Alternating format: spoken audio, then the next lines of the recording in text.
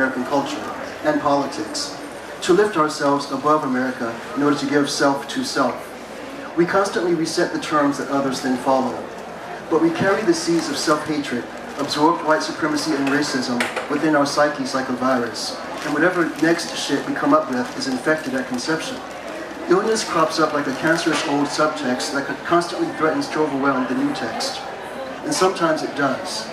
Hip-hop evolved from black and Puerto Rican street expression in the Bronx into the pro-black consciousness of KRS-One and Public Enemy. But then that gave way to, or was pushed toward, cartoonish thuggery and consumerist niggery, in which blackness is sold as a disposable, market-driven commodity, subservient to the whims and dictates of whiteness. Full circle back to plantation perspective. Others may have been pulling the strings of rap's devolution, but Negroes already knew the shuck and jive, bend over and spread and moves by heart. The adult Kimberly Denise Jones, which is Little Kim's full name, the adult Kimberly Denise Jones is a clearly damaged figure. Fake titties, butchered nose, tranny chipmunk cheeks, pumped up lips, blonde Diana Ross-like weaves, colored contact lenses, mutilated and disfigured, mangled. The external is a too obvious metaphor for the internal. But how do you define self and power when your imagination has been jacked, or as the academics would say, colonized? And when victories that you would claim as liberating and self-empowering actually circle back to reinscribe the status quo that diminishes you?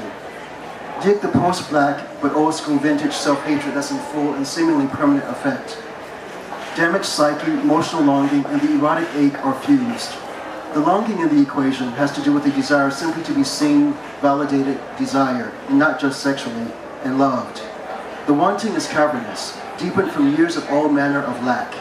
The chemical rush of sex is a too fleeting high that sends you back into the den, taking on all commerce, pun intended, in the rush to flee, find, escape self, all while chanting, "I got the power," an authority hymn of self-delusion.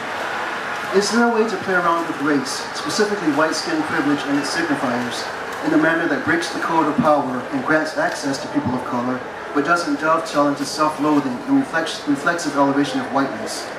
Is it really possible? Is it really progress to take terms and images that others have created to define you, outlandish, grotesque misrepresentations to begin with, and defiantly embrace them? How do you then avoid being crushed? That's a question that black folk collectively have to answer, and that black men and women then have to grapple with separately as they stroll through camps and stereotypes specific to their sex, gender, and sexual orientation.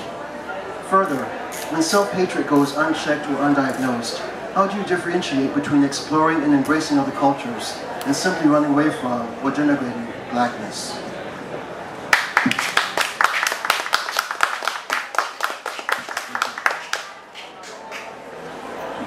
I like the flow of readings because whether you're reading poetry or journalism, sometimes the first person who reads, they kind of like set the tone for the reading. So I was sitting here thinking, well, I'm going to read about Tyler Perry. And then I said, well, you know, it sounds really intellectual, so let me find something a little bit more intellectual.